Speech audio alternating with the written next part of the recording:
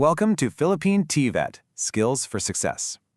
You see it in the news all the time, right? A huge company gets hacked, and suddenly everyone's data is at risk. Well, that's where cybersecurity comes in. And it's way more than just an IT job, it's become a critical line of defense.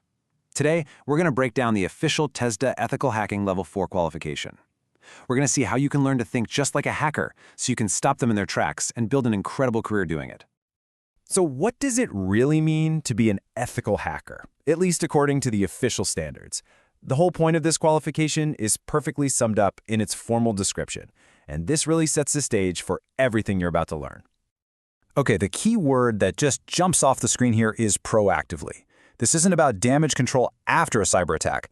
Not at all. It's about being the person who checks all the digital locks, windows, and secret passages in a company's network to find the weak spots before a real intruder can. This qualification basically trains you to be a digital detective, someone who's always one step ahead of the bad guys. Right, so that's the goal, to be a proactive defender. But how does TESDA actually get you there? Well, the entire program is built around mastering two fundamental but really powerful areas of expertise. Now, two core competencies might not sound like a lot, but think of them as two sides of the same very important coin. You've got defense and you've got offense. These two skills are the absolute foundation for a career in cybersecurity. I mean, you can't be a great defender if you don't know how an attacker thinks, and you can't be an effective attacker if you don't get how defenses are built. Let's break them down. So, the first competency is all about building the fortress. This is your defensive training. You'll learn to be the architect who designs and protects the company's digital systems. And this means getting hands-on, configuring firewalls, managing who gets access to sensitive info, and setting up systems that can spot suspicious activity the second it happens. And here's the fun part, the offense. So if the first competency is building the fortress, this one is all about learning every single way it can be attacked. You'll be doing what are called penetration tests, which are basically authorized, totally legal, simulated cyber attacks. You get to poke around for weaknesses in websites, test if employees fall for phishing emails.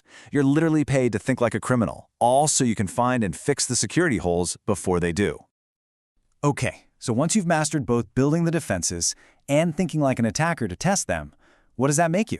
What kind of professional do you actually become? This qualification puts you in line for some of the most in-demand jobs in tech today. You'll see different titles: penetration tester, white hat hacker, ethical hacker, but the mission is always the same. You are paid to legally hack into systems to find and report security flaws. And in a world with constant cyber threats, trust me, companies are ready to pay top talent for these skills to protect their data and their reputation. So as you can see, this qualification isn't just about learning code or networks. It's about stepping into a career that has a really clear purpose, protecting our digital world from the ground up. The demand for these skills is growing every single day, and the challenge is very real. So the only question left is, are you ready to be part of the solution?